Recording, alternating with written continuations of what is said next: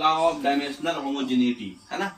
Dimensional homogeneity में क्या करते हैं कि कोई भी इक्वेशन जो हम बना रहे हैं फिजिकल क्वांटिटी में, सारे डायमेंशंस को सेम रखेंगे दोनों साइड। जैसे हम पढ़े थे कि फोर्स बराबर मास इनटू एक्सेलरेशन होता है, ठीक है, हमको पता है ये फॉर्मूला, तो हम यूज करके हम फोर्स का वैल्यू निकाल दिए mL_t-2 निकाल दिए। लेकिन इसके अलावा इधर भी कुछ दे देगा और बताएगा कि इसमें से क्या मिसिंग है। ये दोनों को इक्वेट करना है, कॉरस्पॉन्डिंग को बराबर करके करना है। देखिए अभी देखिएगा तब समझ में आएगा, ठीक है ना। चलिए देखिए, अभी हम पढ़े थे ना वर्क और काइनेटिक एनर्जी दोनों का क्या होता है, फोर्स इनटू डिस्प्लेसमेंट क्या होता है आपका वर्क, और काइनेटिक एनर्जी हाफ mv² क्या होता है, वो भी एक प्रकार का वर्क ही है, एनर्जी। तो वर्क और काइनेटिक एनर्जी का दोनों का हमारा इक्वल आएगा कैसे। अभी हम लोग फोर्स का क्या पढ़े हैं, mL_t-2, ये फोर्स का जानते हैं ना आप, mL_t-2, ये याद रखना है कि हमेशा यूज होगा। तो mL_t-2 और डिस्प्लेसमेंट हो गया L1। अब ये पावर 1 है, यहाँ पावर 1 है, L बेस सेम है, पावर 2 हो जाएगा, यहाँ mL_t-2 आ गया। काइनेटिक एनर्जी होता है हाफ mv²। कोई भी कांस्टेंट का हम लोग कुछ भी नहीं लेते हैं, हमको सिर्फ यूनिट से मतलब है। तो क्वांटिटी क्या आ गया, मास, मास का m1 हो गया, v² बोलो तो स्पीड का हम लोग को क्या लिखे थे, L_t-1।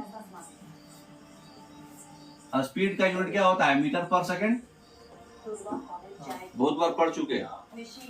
चीता कितना स्पीड से जोड़ता है, 60 किलोमीटर पर सेकंड, अरे पर आवर से। तो उसी तरह किलोमीटर पर आवर और मीटर पर सेकंड हो गया आपका। आप 1 सेकंड में कितना मीटर चल पा रहे हैं, तो मीटर को क्या लिखते हैं, लेंथ, और सेकंड को क्या लिखते हैं, टाइम। तो इसका मतलब ऊपर जाएगा तो क्या हो जाएगा, L_t-1।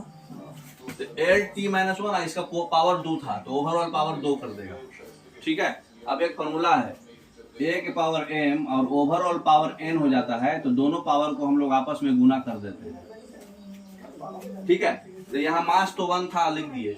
अब ये L के पावर 1 है, T के पावर -1 है, सबको क्या करेंगे, 2 से गुना कर देंगे। तो 1 को 2 से गुना करेंगे तो कितना हो जाएगा, 2, और -1 को 2 से गुना करेंगे तो कितना हो जाएगा, -2। तो ये यहाँ कितना आया, m L के पावर -2 और T के पावर -2। यहाँ कितना आया, L के पावर 2, T के पावर -2। दोनों का डायमेंशनल फॉर्मूला सेम आया क्या। तो जब दो क्वांटिटी का डायमेंशनल फॉर्मूला सेम आएगा, इसका मतलब कि दोनों डायमेंशनली होमोजेनियस है। इसी को बोलते हैं लॉ ऑफ होमोजेनिटी, है ना। तो जो अगर इधर का क्वांटिटी LHS का क्वांटिटी अगर और RHS का क्वांटिटी, दोनों का डायमेंशनल फॉर्मूला सेम आ गया, सेम आया ना, मास 1 L2T-2, मास 1 L2T-2। तो अगर दोनों का डायमेंशनल फॉर्मूला सेम आ गया, मतलब दोनों क्वांटिटी क्या है, डायमेंशनली होमोजेनियस है ना। इसी को बोलते हैं क्या, डायमेंशनल होमोजेनिटी। समझ में आया। हाँ, तो डायमेंशनल होमोजेनिटी, इसमें अगर बाय द वे मान लीजिए कोई एक क्वांटिटी का आपको नहीं देगा और बोलेगा कि निकालिए, तो इससे इक्वेट करके देख लेंगे। हाँ, यहाँ 2 है, इसका मतलब यहाँ भी 2 आएगा, तो यहाँ कुछ A दे देगा चाहे B दे देगा, A का वैल्यू पूछेगा। समझ में आ रहा। तो दोनों को इक्वेट करके निकालना है। तो फोर्स बराबर क्या होता है, मास इंटू एक्सेलरेशन। एक्सेलरेशन बराबर क्या होता है, वेलोसिटी अपॉन टाइम। ऐसे बताओ, फोर्स बराबर मास इंटू एक्सेलरेशन। तो एक्सेलरेशन बराबर क्या हो जाएगा, फोर्स बाई मास होगा। अच्छा, फोर्स बराबर जो है, एक ये भी होता है मोमेंटम। मोमेंटम को P से डिनोट करते हैं, मोमेंटम बराबर होता है मास इंटू वेलोसिटी, ठीक है, ठीक है। तो मोमेंटम बराबर क्या होता है, P लिखा, तो मोमेंटम बराबर क्या होता है, मास इंटू वेलोसिटी, ठीक है। तो मोमेंटम बराबर मास इंटू वेलोसिटी होता है और एक्सेलरेशन बराबर फोर्स बाई मास होता है। तो यहाँ से मास बराबर क्या लिख सकते हैं, बताइए, P बाई V। चलिए, इतना हाई लेवल अभी नहीं समझेंगे, आगे पढ़ेंगे, ठीक है। चलिए नेक्स्ट, पहले ये बताइए P और Q जो है जिसका डायमेंशंस दिया हुआ है, तो ये कौन सा पॉसिबल होगा कि इसमें करेक्ट होगा? ठीक है, मल्टीपल करेक्ट भी हो सकता है। कहने का मतलब कि P का डायमेंशन कुछ है, मतलब मास है, लेंथ है, टाइम है, इसके टर्म में कुछ है, और Q का भी ऐसा टाइम कुछ कुछ है। तो दोनों का हम कौन कौन ऑपरेशन करेंगे कि डायमेंशन सेम आएगा? कहने का मतलब ऐसे ले लो, एक ले लो फोर्स का डायमेंशन क्या है? mlt-2, और एक ले लो आप एक्सेलरेशन का डायमेंशन क्या होता है? खाली lt-2। ठीक है, अब ये दोनों को हम जोड़ सकते हैं। ठीक है, डिफरेंट है, डायमेंशन दोनों का अलग है, तो इस दोनों को हम क्या करेंगे कि ये चारों में से क्या कर सकते हैं कि डायमेंशन यूज कैसे कर सकते हैं? कौन कौन सा ऑपरेशन कर सकते हैं? दोनों को जोड़ सकते क्या? दो क्वांटिटी है, दोनों क्वांटिटी का डायमेंशनल फॉर्मूला अलग है, दोनों को हम जोड़ सकते हैं, घटा सकते हैं, गुना कर सकते हैं, या फिर 1 + p/q कर सकते हैं। दोनों को जोड़ सकते हैं क्या? ऐसे ये आपका P है, ये आपका P है, और ये आपका Q है, ये हम दोनों को ऐसे जोड़ सकते हैं? सिंपली नहीं जोड़ सकते। जब तक दोनों का डायमेंशनल फॉर्मूला सेम नहीं आएगा, हम दोनों को जोड़ नहीं सकते, घटा भी नहीं सकते। ठीक है, हाँ, गुना कर सकते हैं, दोनों को क्या कर सकते हैं? मल्टीप्लाई कर सकते हैं। डायमेंशनल फॉर्मूला अगर अलग अलग है दोनों का, तो हम उसको ना ही जोड़ सकते हैं ना ही घटा सकते हैं। हाँ, गुना कर सकते हैं, डिवाइड भी कर सकते हैं। तो ये डिवाइड करके 1 तो जोड़ ही सकते हैं, तो कोई कांस्टेंट चीज से जोड़ सकते हैं, तो ये C और D हम कर सकते हैं। समझ में आया? चलिए नेक्स्ट।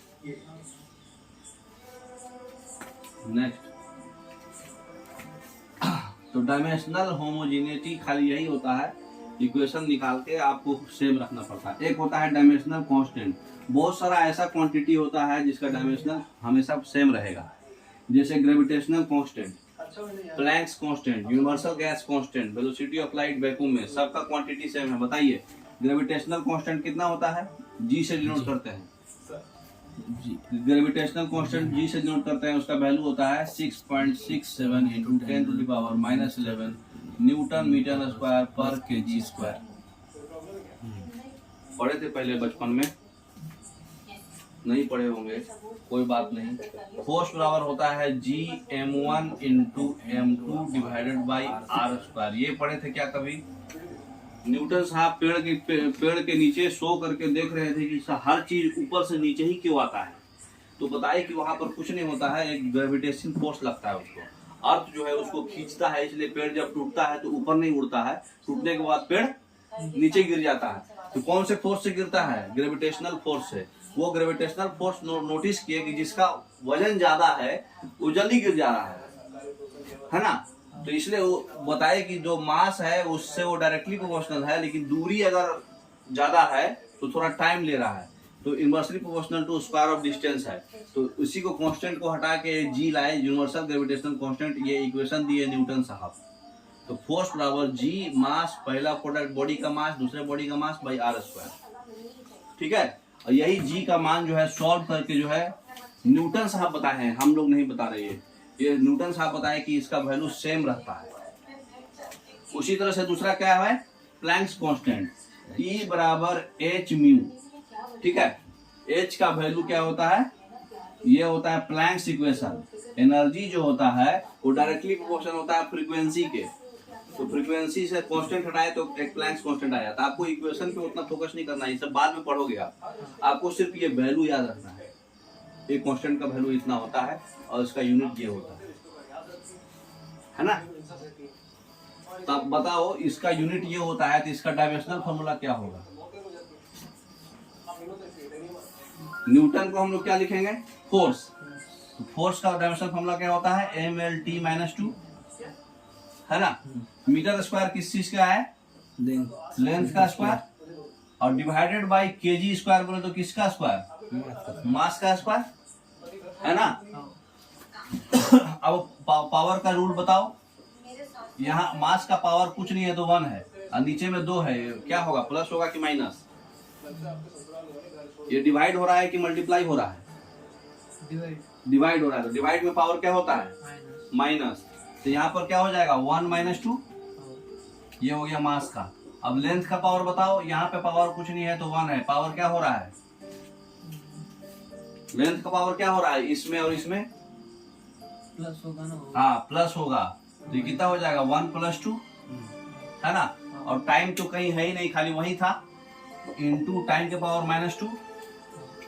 तो ये पावर कितना आ गया, मास का पावर कितना -1, लेंथ का पावर 3 और टाइम का पावर -2। ये आपका क्या हो गया, डायमेंशनल फॉर्मूला ऑफ किसका, ग्रेविटेशनल कांस्टेंट का, है ना। अब बताओ इसका फ्रीक्वेंसी, प्लैंक्स कांस्टेंट, ठीक है। प्लैंक्स कांस्टेंट का फॉर्मूला होता है 6.626 × 10⁻34 जूल सेकेंड, ठीक है। ये स्टैंडर्ड मतलब इसका डाटा है। तो यहाँ से प्लैंक्स कांस्टेंट को हम लोग क्या लिख सकते हैं, एनर्जी पर यूनिट फ्रीक्वेंसी, ये फ्रीक्वेंसी है ना। तो एनर्जी पर यूनिट फ्रीक्वेंसी, और फ्रीक्वेंसी बराबर होता है 1/टाइम, नंबर ऑफ रिवॉल्यूशंस पर सेकेंड, वो फ्रीक्वेंसी कहलाता है। तो इसको हम लोग कितना लिख सकते हैं, एनर्जी पर यूनिट 1/टाइम लिख सकते हैं ना। फ्रीक्वेंसी की जगह पे इतना लिख दिए, की जगह 1/2। समझ में आया बात। यहाँ पर क्या है formula, energy by mu, mu की जगह पे क्या लिख दिए 1/T, एनर्जी बाई 1/T लिख सकते हैं ना।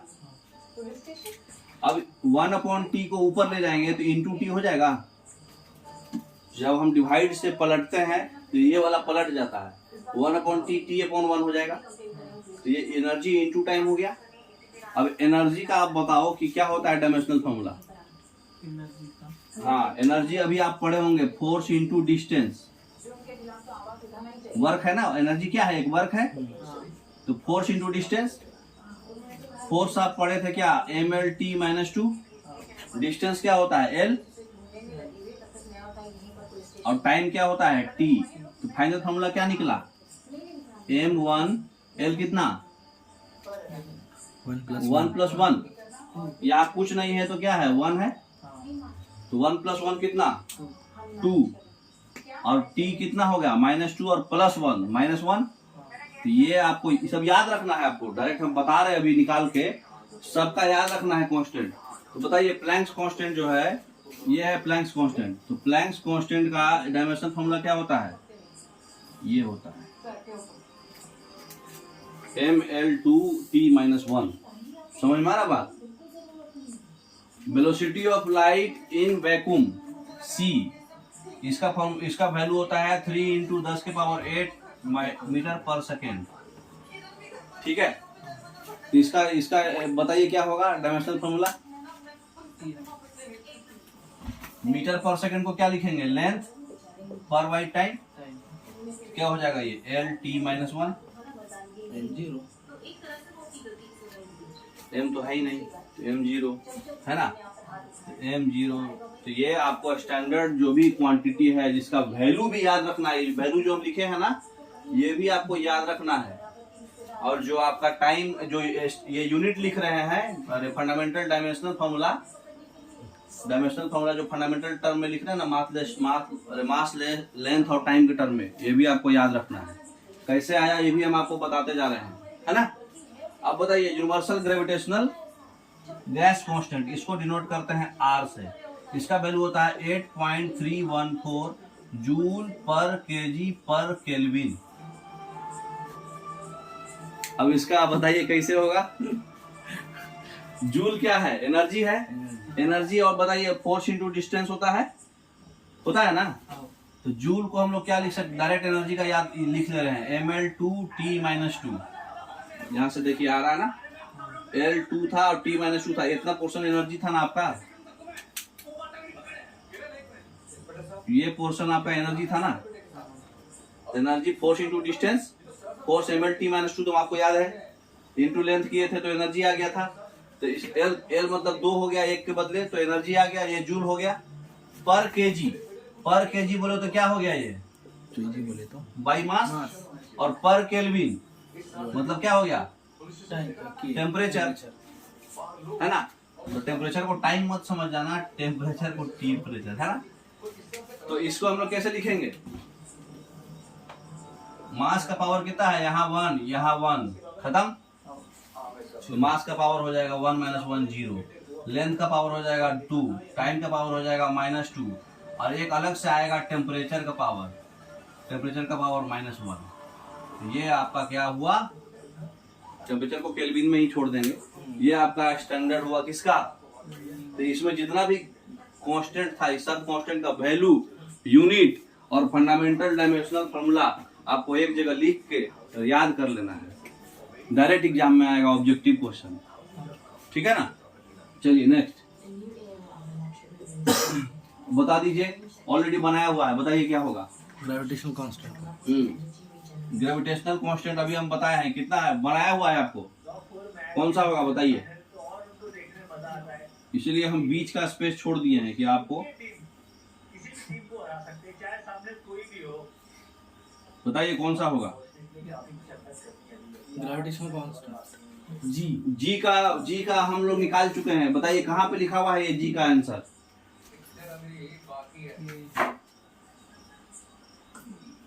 जी का जो है डायमेंशंस कहाँ लिखे हुए हैं हम, हाँ ये लिखा है ना, बना के लाए हैं, तो इसका बी ऑप्शन हो जाएगा, समझ गए डायरेक्ट। तो ये चारों आपको याद रखना है, वही वैसे ही निकाला है डायरेक्ट, जैसे अभी हम बताए। चलिए नेक्स्ट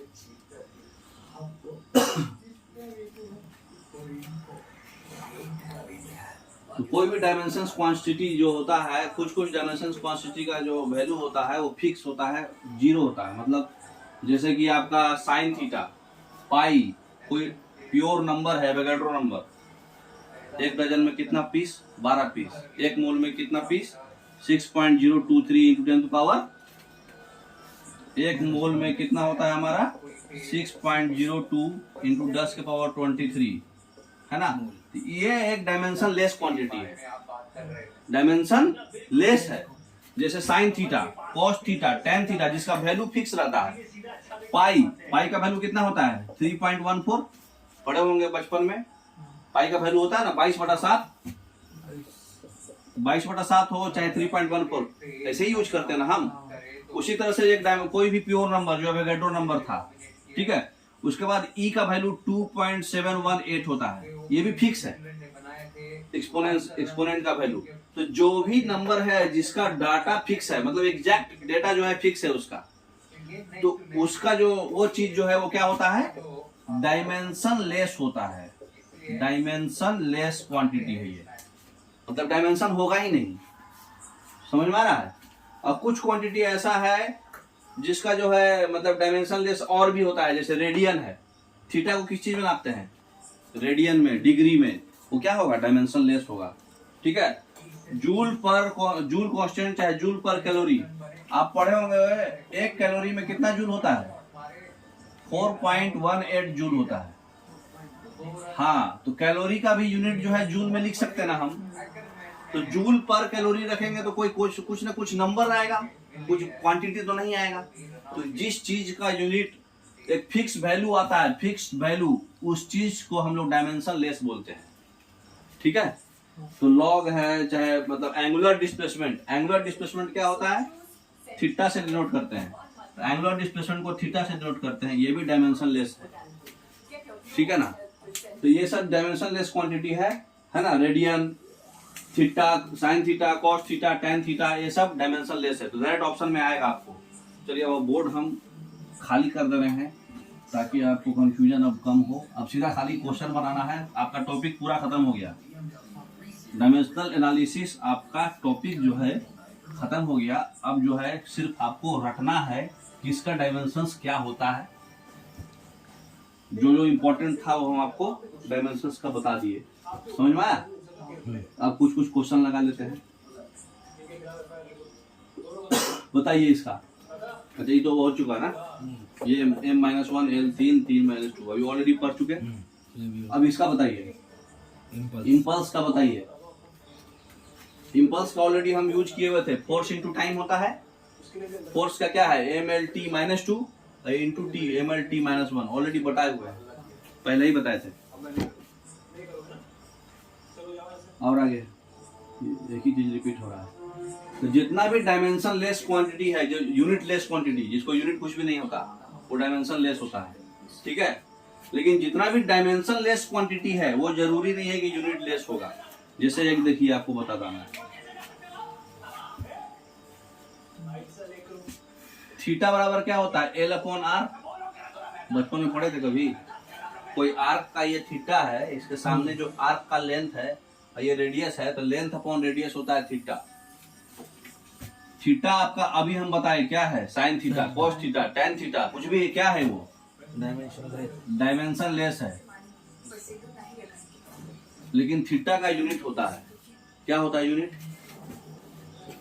रेडियन, या फिर थीटा और किस चीज में नापते हैं आप, डिग्री नापते ना, 30 डिग्री 40 डिग्री। लेकिन इसका यूनिट तो है, लेकिन ये डायमेंशन लेस क्वांटिटी है। क्यों डायमेंशन लेस है? क्योंकि लेंथ को आप किस में नापोगे, मीटर, एल में, आर को भी किसके नापोगे, एल में। एल बाई एल तो खत्म, जीरो, तो डायमेंशन तो कुछ भी नहीं है इसका। लेंथ मीटर में, आर मीटर में, मीटर बाई मीटर साफ, तो डायमेंशन तो जीरो है, लेकिन इसका यूनिट होता है। तो यही बोल रहा है कि जिस क्वांटिटी का यूनिट लेस है, जो क्वांटिटी यूनिट नहीं होता है वो डायमेंशन लेस होगा, कंफर्म है। लेकिन जो क्वांटिटी डायमेंशन लेस है जरूरी नहीं है कि वो यूनिट लेस हो। समझ में आया बात क्या बोल रहे हैं हम?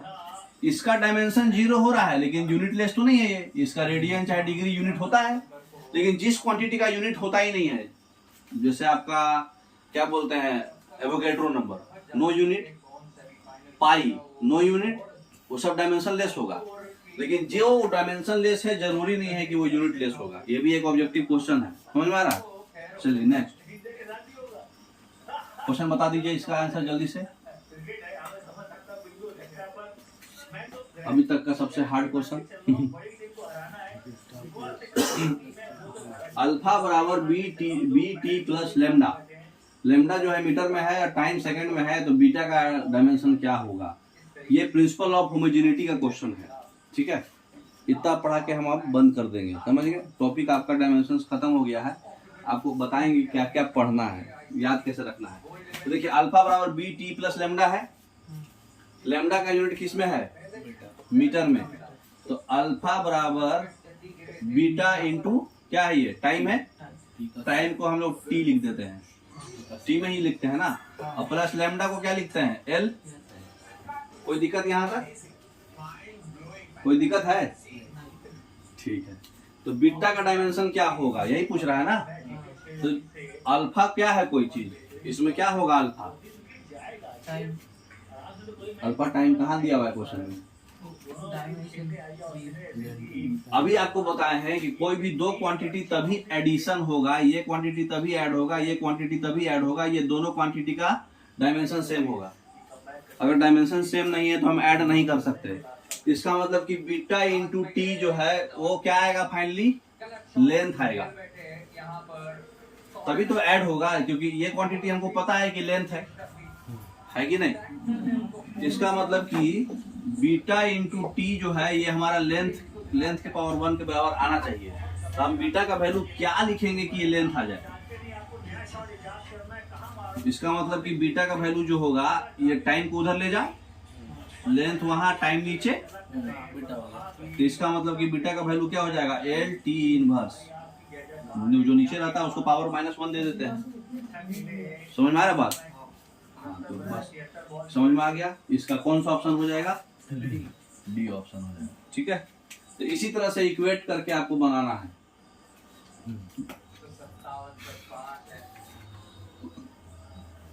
ये आपका होमवर्क रहा, ठीक है। ये आप बना के आना, फोटो ले लो मोबाइल में, पीडीएफ भेज देंगे, आप बता देना, ठीक है ना। चलिए ओके, आज भर इतना ही। कल हम लोग डायमेंशनल एनालिसिस का और भी क्वेश्चन बनाएंगे ताकि आपका और क्लियरिटी बढ़ेगा, ठीक है। Okay, thank you.